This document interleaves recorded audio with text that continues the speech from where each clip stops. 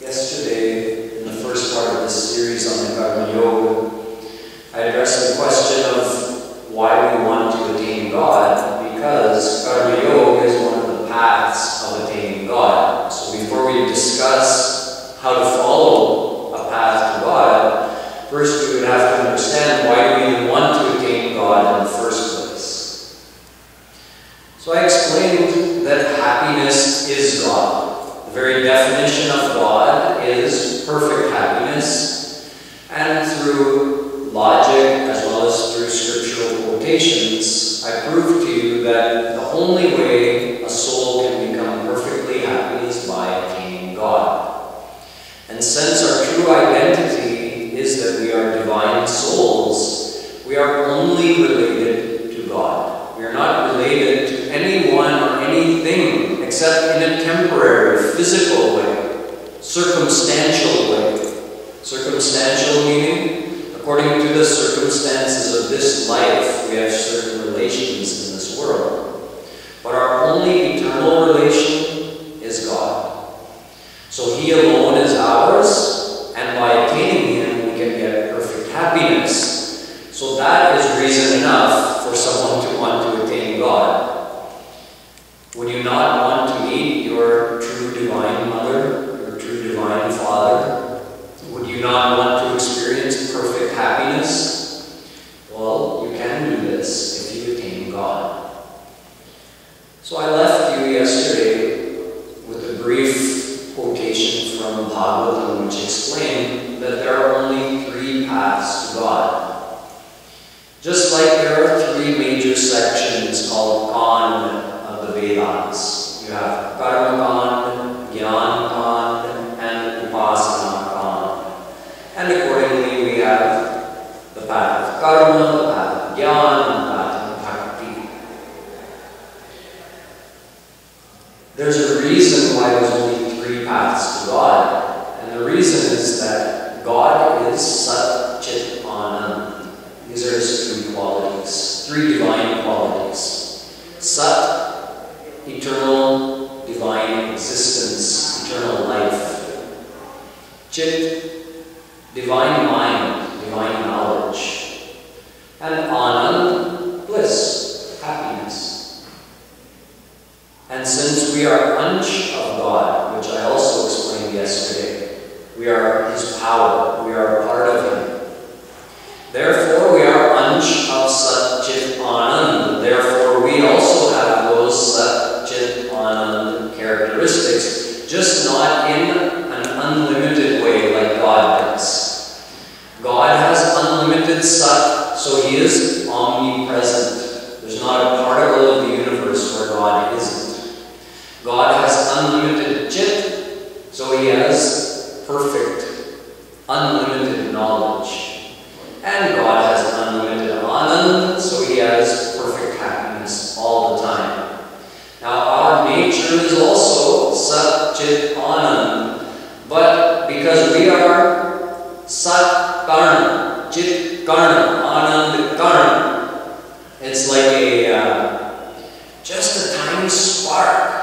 So since we are away from God, Maya has caused darkness.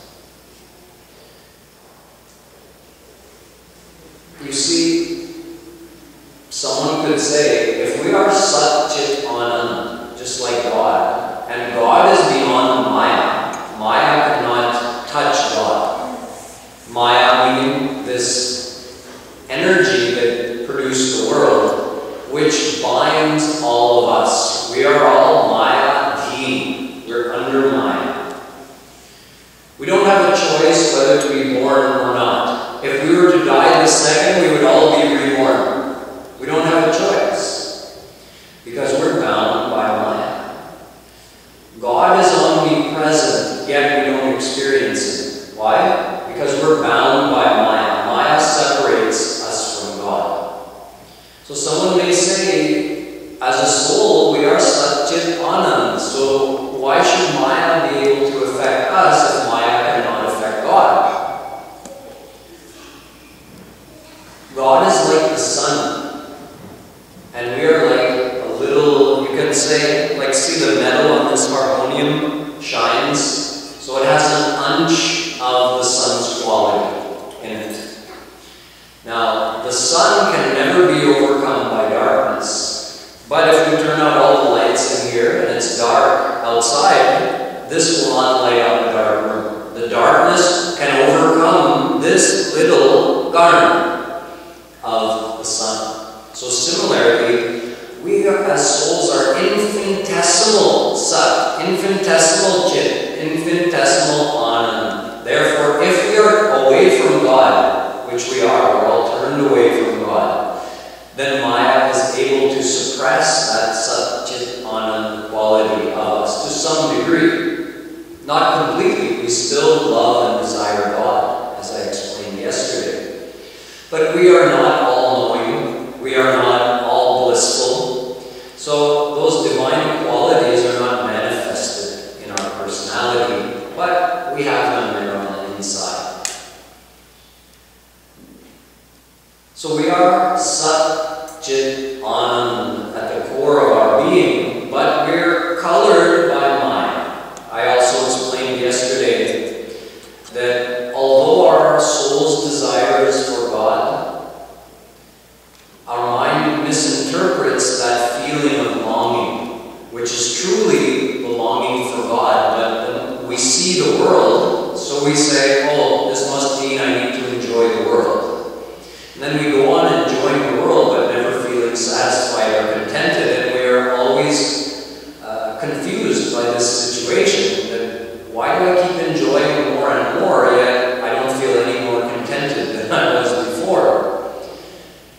because our original desire is for God.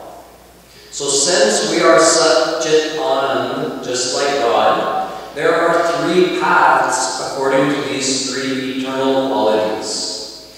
So the path related to the Sat quality is the path of Karma, the path of action. The path related to the Chit quality is the path of Jnana, the path of knowledge. And the path related to the Anand quality is the path of devotion, bhakti. Out of these three, Karma, Jnana, and Bhakti, Vedavyasji writes in Bhagavatam, Nirvinnanam Jnana Yoga. The qualification to begin on this path of Jnana is to be Purna Nirvinna, which means completely renounced. This series is not about the path of Jnana, so I'm not going to spend much time, but I do need to clarify a little bit that, for one, getting material or scientific knowledge does not mean you're on the path of Jnana. The path of Jnana is about taking spiritual knowledge, the knowledge that you are the soul and you belong to God, and meditating on that to the exclusion of all else. Meditating on your oneness with God, renouncing everything, renouncing all enjoyments, entertainments, pleasures of the world, relations of the world, total renunciation. That's what nirvinnana means, total renunciation, and just absorb your mind in thinking about the correct spiritual knowledge. That is the path of Jnana, in a nutshell. So the path of Jnana is not for most people of this day and age, because 99.9% of people do not like the idea of renunciation. And when that's the very first step on the path, it's not like, we'll practice this for a while, and when you rise to a certain height, you become more renounced. No, the very first step is renounce everything, then start this path. So the path of Jnana is not for ordinary souls of Kali. Therefore, I'm not going to spend any more time on this path today. This series is about the path of Karma, Karm Yog, to be more precise. What about Bhakti? You will see, as I explain what Karma Yog is, that Bhakti is incorporated into the path of Karma Yog. The two are linked. So, although I'm talking to you about the path of Karma Yog, yet Bhakti is also going to be involved. So you'll hear some description of Bhakti as well. So now let's come to Karma Yoga. We've understood why we want God. We know that by attaining God we can experience perfect happiness. So now we need to understand, how can we find God, preferably in this lifetime? And the path of Jnana is too difficult for the souls of Kali. But we still need Jnana to be able to follow the path of Karma Yoga or Bhakti Yoga. Jnana is not exclusive to the path of Jnana. Jnana is also required to follow the path of Bhakti or the path of Karma. So that's why I'm sitting here to share some jnana with you about what is the path of Karma Yoga. And although Karma Yoga has been mentioned in the Vedas, like in Ishavasya Upanishad, Ishavasya Vidagmam Sarvam Yad Bhutam Yad Jabhavyam Tena Yaktena Bhunji Dhamma Gridha Tasyas Vidhanam. This says, it's a brief description of Karma Yoga, that keep your mind in God and do your worldly duties. But the main scripture which tells the most detail about Karma Yoga, and which is also the most popular, is the Gita. So from now on, I'm going to be explaining to you, according to the Gita, what is Karma Yoga and how to practice Karma Yoga. So to understand Karma Yoga, the Gita, you have to understand the four types of karma.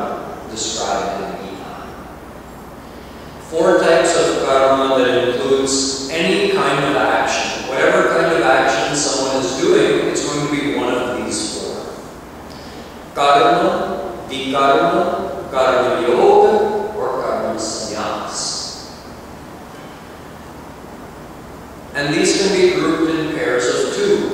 Karma and vikarma go together, and Karma Yog and karma sanyas go together, according to the outcomes that they give. So first, let's look at karma and vikarma. This is the first step in understanding what Karm Yog is to first know what is karma and vikarma. Karma means good action, and vikarma means bad action. What is good action? Good actions are of many kinds. There are social good actions, such as when someone follows their family duties and responsibilities. That's a social good action. When someone gives some charity, that's a social good action.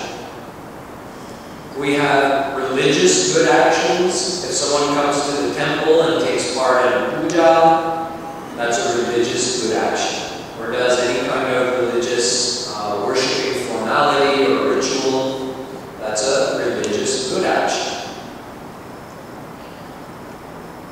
What is the result of good actions? According to the Gita, Dham gachanti sattvastha madhye tishtanti rajasa jaghanya guna vrittistho adho gachanti tamasa. Just like God and anything divine has three divine qualities, Sat, Chit, Anand. Maya also has three qualities, but these are three material qualities. Sattva, Raj, Dham. So on the divine side you have Sat, Chit, Anand, and on the material side you have Sattva, Raj, Dham. Sattva, Raj, Dham are always together. You can't just have Sattva, or just Raj, or just Dham. The three are always mixed together. That's why there's always good and bad in the world.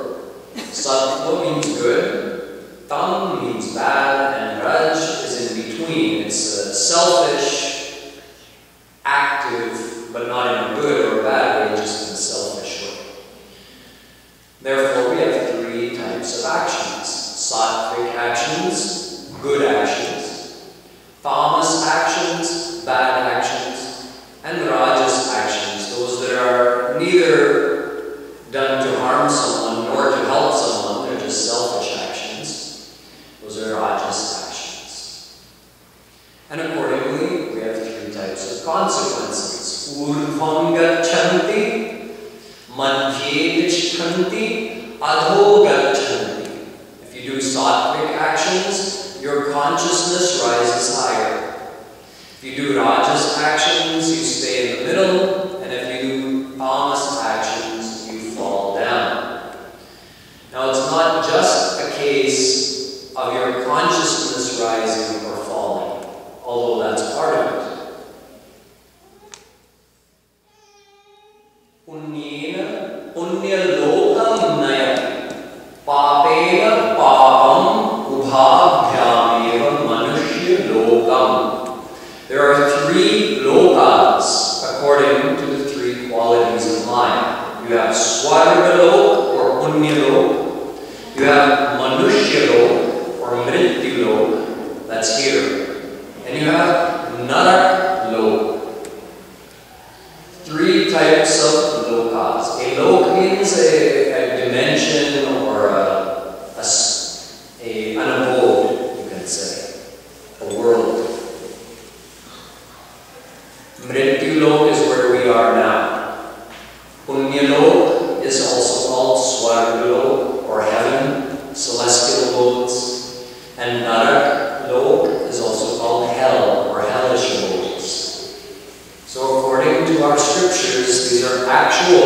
lokas. They're not imagined things. They're not metaphorical. They're actual places where souls go. So Gita says, if you do karma, your karma means good karma. Etam bhukva swargalokam vishalam kshirne punye martyalokam vishanti evam trayi dharmam prapanna gataratam kama labhante. You go to Swargalok and you enjoy Vishal Sukh over there, extensive pleasures in Swargalok as a reward for your good actions. And it's a great reward. You enjoy a lot over there. However, Gita also says, Yamimam pushpitam vacham pravadantya vipashchitam Vedavadharata partha namyadasti vadina. It means Shri Krishna is telling Arjuna that those who strive to go to Swarga thinking that that is the ultimate goal, they are foolish. So Shri Krishna is saying that those who strive to go to Swarga, they don't have correct knowledge. It's better than being bad and ending up to go to another. Certainly it's better than that. But if you think that's the ultimate goal, then you're mistaken. And in fact, it could be said that you're wasting your time. The same thing is said in the Vedas. Parikshilokan karmachitan brahmano nirvedamayan nastya krita kritena. Mundakopanishad says, some great yogis, they went into their samadhi, and in that samadhi they were able to visit Swargalok in the same life. Normally we have to die, and then after we die, then we go to Swargalok. We get a birth in Swat. We get given a new body over there. So nobody can go to Swargalok just like that, unless there's one situation where that's possible. A very great yogi could visit Swargalok in this life. That's why we don't remember, because we don't visit Swarga and come back in this very life. But some great yogis, it's told in the Upanishads, they visited Swarga and then came back. And they said, we tested out the happiness over there in Swargalok. And although it's many times more pleasurable than it is here, there's still zero amount of true happiness. Just like here you keep enjoying, but you never feel satisfied. Even while you're enjoying, you're not fully satisfied. Part of your mind is still dissatisfied. You feel a pinch. Even while you're enjoying the best thing of this world, you feel that pinch that I wish this was more. I wish it was better. The same thing is over there in Swat. So when there's always that pinch, that feeling of lack inside, how can we call it real happiness? Real happiness should make you feel whole and complete. And it should last forever. That's the other thing. The happiness here in this world, even while you're enjoying it, you know it's not going to last forever. It's going to end. And then it does end. Then you have to look for some new happiness. So over there, the same two problems. Even while you're enjoying, you're not fully contented, and eventually it comes to an end. So those yogis said, there's no real happiness over there in Swami either. Ishtapurtam manyamana parishtam namya shreyo vedayante pramurha nakasya prishtete sukite nubhudvevam lokam hinataram vadishanti. Also from Madhav.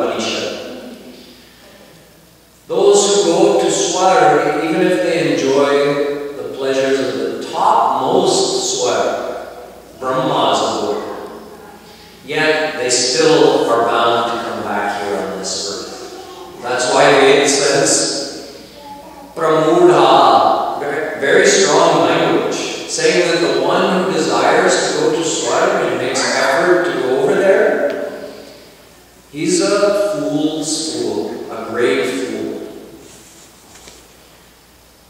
Gita says, Brahma bhuvanan loka punaravartino arjuna mamupetya tukam teya punarjanmana vidyate.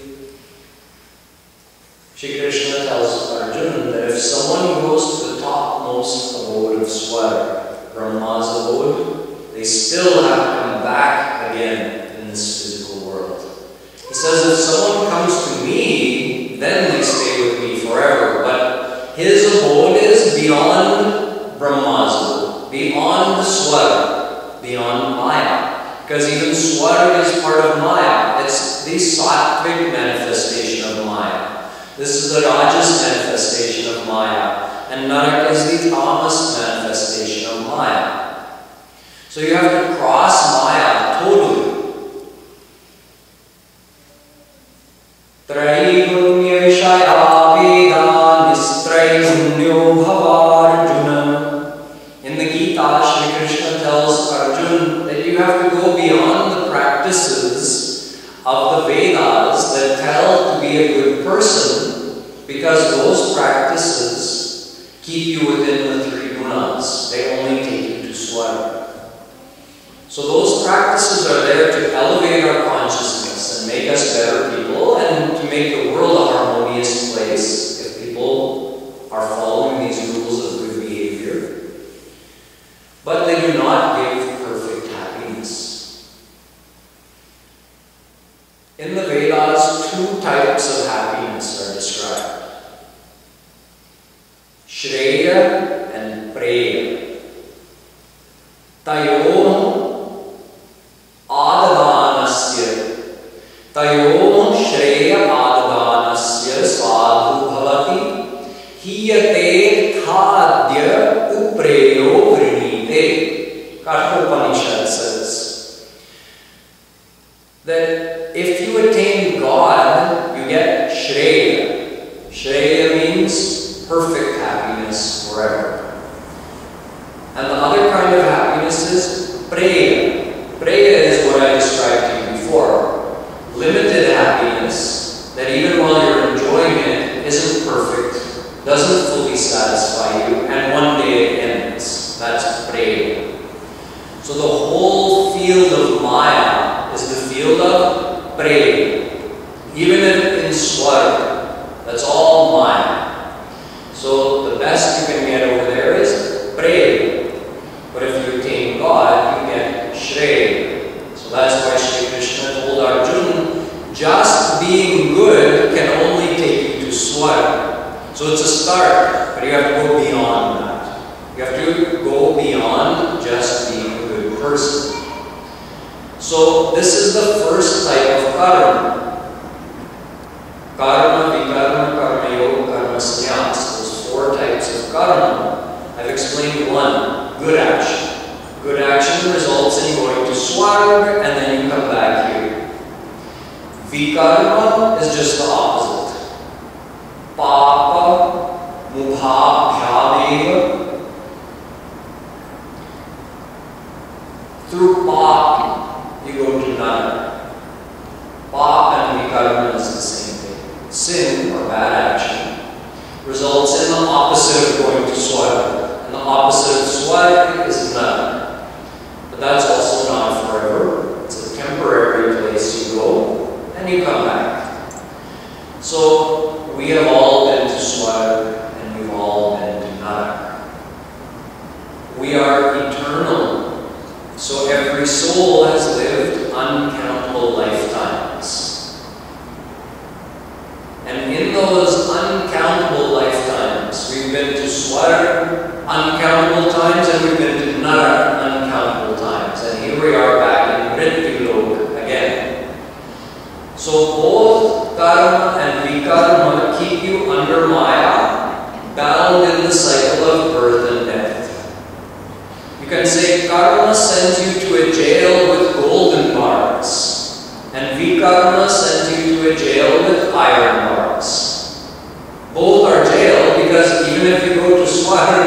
not free from Maya, and you're bound to be sent back here eventually. So, whether it's karma or vikarma, whether it's punya or pa, both are bandhan karak. They're causing more bondage. So in the Gita, Shri Krishna, you see when Arjuna didn't want to fight the war, Krishna was slowly revealing the philosophy to him. So he started by saying, Hato va prapsyasi swargam jitva va bhoksyase mahim tasmaduttishta kaunteya yuddhaya krita nishchaya. Arjuna, do you know that it's your duty to fight this war? It's your dharma, you're a kshatriya. It's your duty to uphold the laws of the society and to bring those who break those laws to justice, even if it's your own family. So you can't decide not to fight against Duryodhana just because he's your cousin, or just because your pitamaha is also on his side. You are on the right side. You're like a policeman. You have to enforce the law. We tried all the other measures. It all failed. There's only one recourse remaining. That's force, the use of force. So now you don't have a choice. If you walk away from this war, that's a bad action. That's pop. Because you're ignoring your duty. Not doing your duty is also pop. So Arjuna, if you do such pop, you'll be punished. But if you do the good action of fighting this war, you will be rewarded. You may win the war, in which case you'll enjoy all the pleasures of kingship of this earth. And even if you lose the war, you lost or you were killed fighting, doing the right thing. Therefore you'll go to Swarga. So if you choose to do the right thing, you will be rewarded one way or the other. In other words, you can't lose. Therefore, Arjuna, fight the war. But Arjuna was thinking to himself, I've already seen the pleasures of this earth. That's nothing great. You've already explained to me about the state of Swarga, and you've told me there's no perfect happiness over there. So what you're offering to me doesn't seem to be that great. You're telling me if I do the right thing, I'll be rewarded either with earthly pleasure or the pleasures of Swarga. And if I don't do the right thing, I'll be punished. I may go to Nara.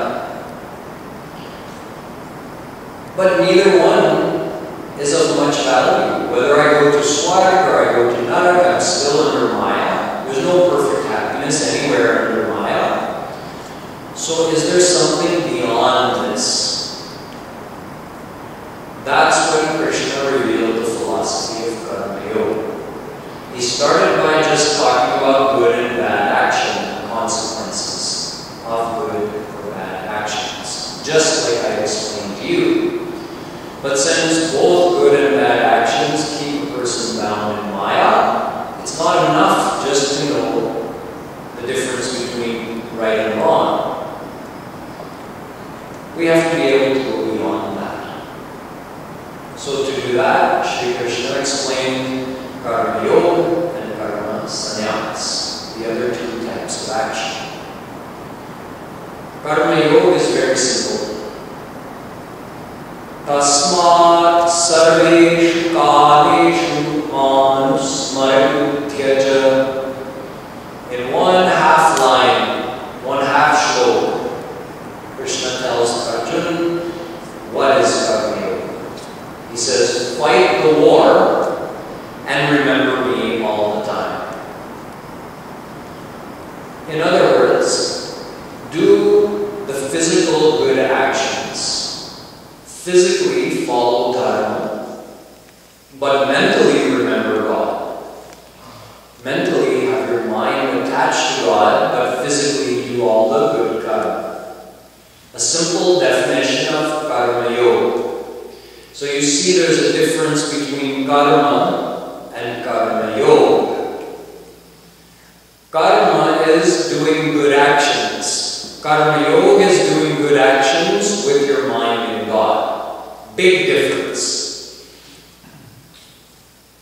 And that difference is reflected in the outcome of those actions.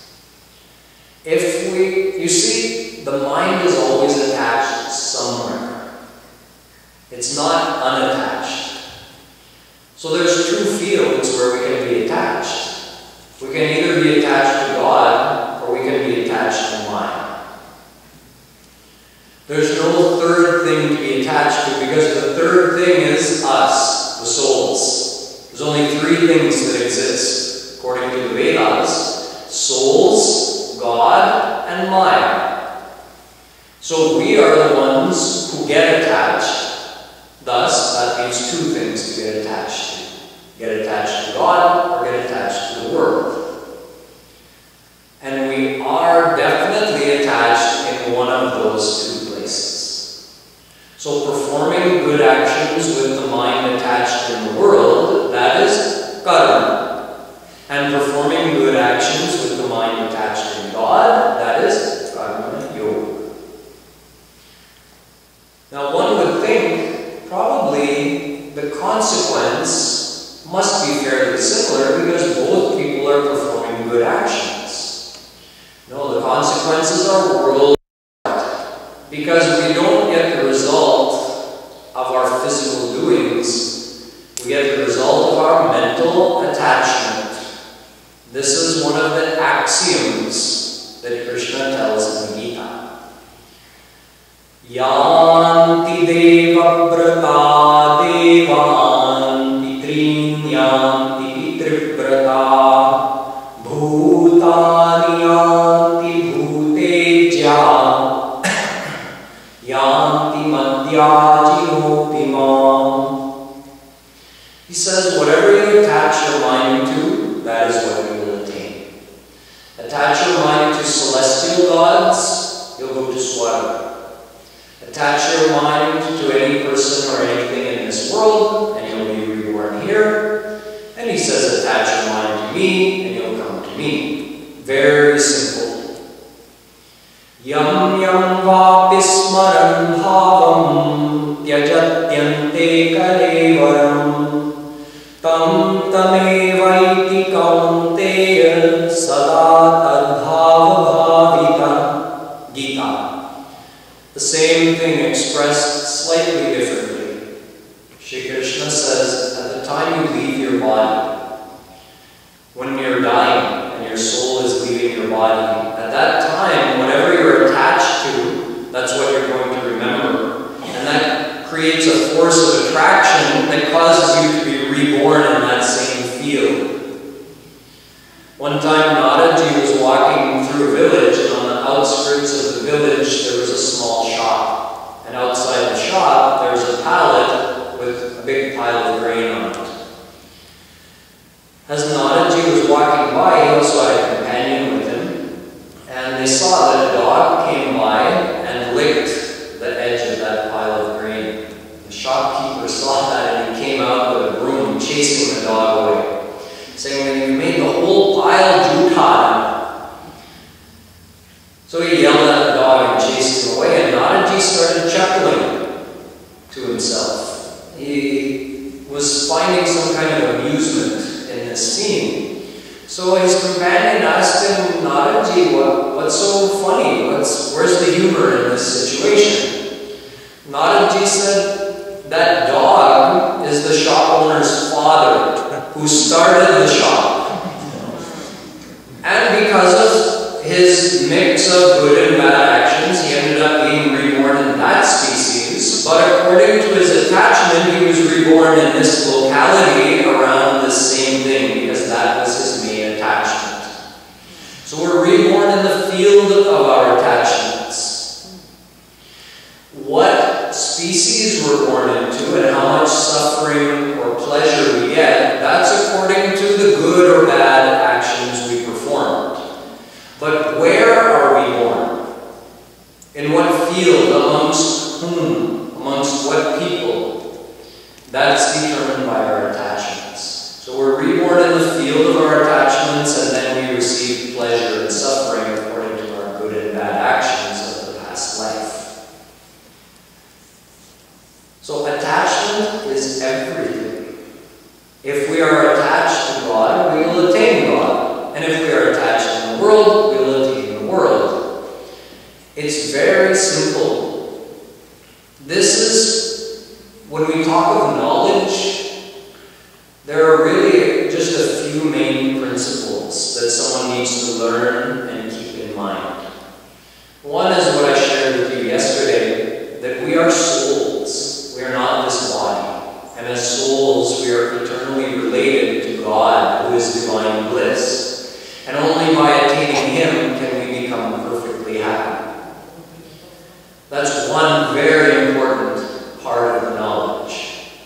Another part is understanding that we are given the results of our actions based upon our mental intention, and we will be reborn according to our mental attachment. We often forget this. Most of the time we forget this. Otherwise, why would we think there's such value in doing a physical worshiping formality? Many times we spend hours doing puja or pat or any other worshiping formality, maybe japa. We spend hours doing such things. Yet we allow our mind to wander freely. Why? Because we think I'll be rewarded because I'm making the effort. I did 1,000 rounds on my japa beads today. Or I did this whole 24-hour Akhanda Ramayana path. Or every morning before I eat breakfast, I read the whole Gita. Whatever it may be, we think I'll be rewarded for that physical effort. Thus, we just think, okay, let the mind go where it may. It doesn't matter. But if we understood this fact, that God is not even looking at our physical action. He's looking at what's going on in here. So someone who's doing japa and watching TV, where's their mind? In the TV. They'll get the result of that. Someone who's reading it online, just reading it through really fast, and their mental attachment is somewhere in the world. They're not getting the result of the words coming out of their mouth, they're getting the result of wherever their mind is. We know this on some level, because practically in the world, you always want to know the motivation of the people around you. That's important to you. I mean, look at our criminal justice system. The judge and jury always try to ascertain, okay, let's say this person killed another person, but was it his intention to kill him, or did it happen by accident? They look for the intention. Now, we can't read another person's mind, so we have to look for clues as to what his intention is. Hum log anuman lagate hain that this person called me this many times and texted me this many times. Therefore, they love me this much. We try to deduce people's feelings by their external actions. So for us, the physical actions only have value because we use them to understand what's going on in here. But God doesn't even need that. God knows what's going on in here. So He's not listening to the words coming out of our mouth, nor is He watching the action of our hands or feet. Even if we bow down before Him, He's not looking at the fact we've done Dandavat Pranam. He's looking at, has our heart been surrendered to Him? Is this person humbly submitting himself to me? That's what God sees, not the physical act of doing pranam. We do pranam because the physical act of doing pranam helps us develop the humble feelings. We sing Ramayana because it's supposed to help us remember Ram's Leelas. So if our mind is in Ram's Leelas, then our mind is becoming attached to God. We do Aarti because it's supposed to develop feelings of humbleness and dedication. So we use these physical, what we could call formalities or physical ways of doing bhakti as a means of attaching our mind God, but in and of themselves, they don't have value. It's that they help us attach our mind to God. That's where they have value. So all actions are judged on the mental intention or attachment. That's the main thing. Therefore, come back to karma and karma yoga. The distinction between karma and karma yoga is this. A karmi is performing good actions in the world with their mind attached in the world. And a karma yogi is performing good actions in the world with their mind attached in God. That's the difference.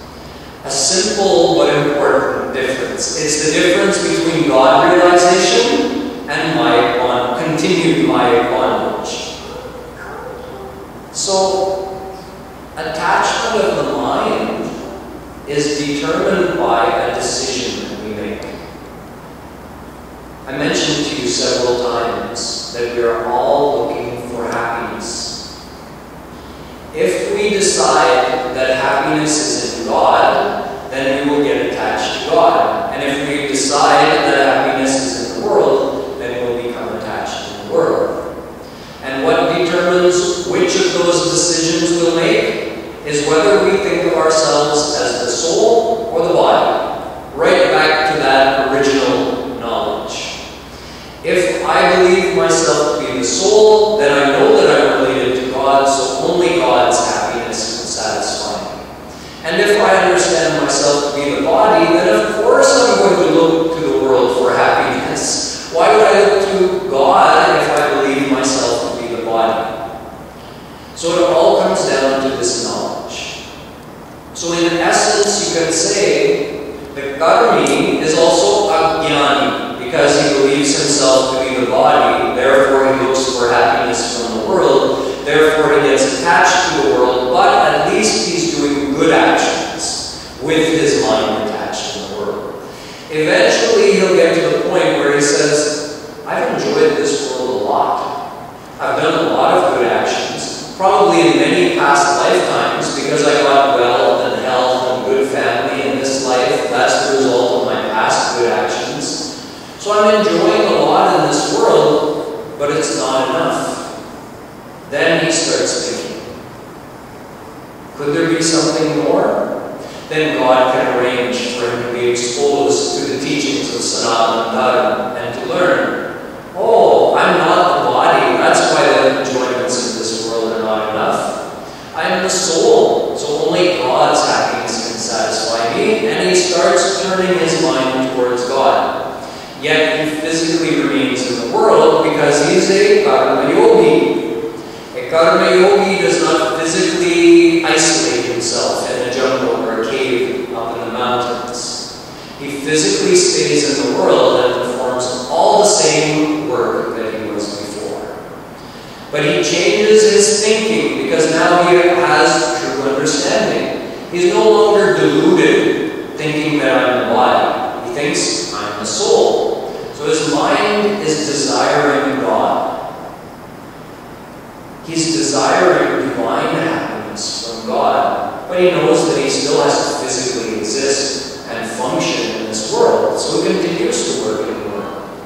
He's active in the world. He's not lazy, but without that ambition to find happiness in the world.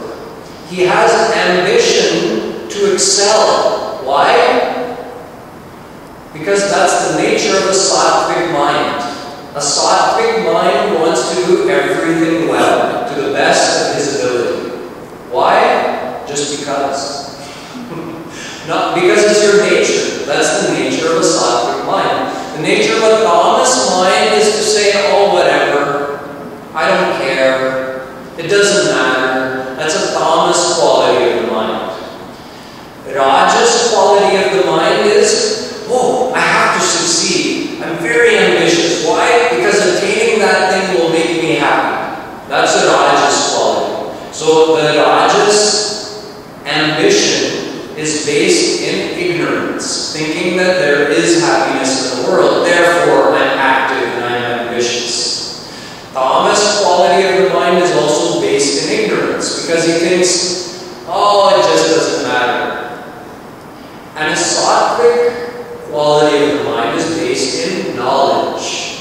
He knows God is perfect happiness, but I have to exist in this world, and as long as I exist in the world, I'm going to do my best. I'm going to try to excel at everything I do. Not because it's going to make me happy, just because it's my nature. I'm going to do that, but I'm going to desire for God. So, in fact, my real ambition is to attain God. And it's just my nature to do things well. Therefore, I also succeed in the world. So this is the difference between Karma Yoga and Karma. Karma Yoga is based on this principle. God is happiness, so I want God. But I still do all the good actions in the world. And Karma is based on this misunderstanding that I will find happiness in the world, therefore let me perform all the good actions. Okay, it's not wrong to do good actions, but you don't have total knowledge. It's better than being bad. You're rising higher, but eventually you have to take the next step and say, you know what, there's no happiness in this world. I'll keep doing good actions, but I'm going to direct my ambition towards God, my desire towards God. And then the outcome becomes worlds apart. The Karma Yogi performed all the same physical actions that the Karmi did, but he ends up attaining God because his mind was surrendered to God. And the Karmi ends up attaining rebirth in this world. Again, why? Because that's where his mind was attached. That's what he desired. He desired the world. So that's where his mind got attached, and that's what he attained. Whatever we desire, we get attached to, and accordingly, that's how we're reborn. So we understand karma and vikarma lead to further mind bondage, because both the karmi and vikarmi keep their mind attached to the world. And Karma Yoga leads to God realization, because the mind of the Karma Yogi is attached to God, even though he's physically involved in the world. And the fourth one, Karma Sannyasi, is internally the same as the Karma Yogi. He's made the same decision. God is happiness, I want God. But physically he's not involved in social ties or responsibilities. The Karma Sannyasi doesn't have a family and doesn't have social duties. So the Karma Sannyasi, although he still has to eat and drink, but he's not involved in society or family in the same way that the Karma Yogi is. Still has to physically do something. But he's considered Karma Sannyasi. The Karma Sannyasi and the Karma Yogi, if you were to examine their physical behavior, it would be vastly different. The Karma Sannyasi is not involved in family life or very much in society, and the Karma Yogi is completely involved. Yet they both attain the exact same thing, because both of them have their mind attached to God. So the Karma Yogi and Karma Sannyasi succeed in attaining perfect divine bliss, and the Karmi and the Vikarmi get more of the same, more of what we have here. So now we understand by definition what is Karma Yoga. What we have to do now is understand the practical application of Karma Yoga. So what that means is how to live as a Karma Yogi, how to be a Karma Yogi. Because if we're going to attain God in this life, this path to God, Karma Yoga, it has to be something we can do. It has to be practical in order for us to succeed. So how to apply it in life has to be understood carefully. And from tomorrow, I'm going to start by explaining, first of all, 4 misconceptions about Karma Yoga. People, there's these 4 things about Karma Yoga that people hear and repeat, but they practically don't make sense. And if someone tries to apply Karma Yoga in that way, they won't succeed. So I'll explain these 4 misconceptions about Karm Yoga, and then I'll explain to you how to actually do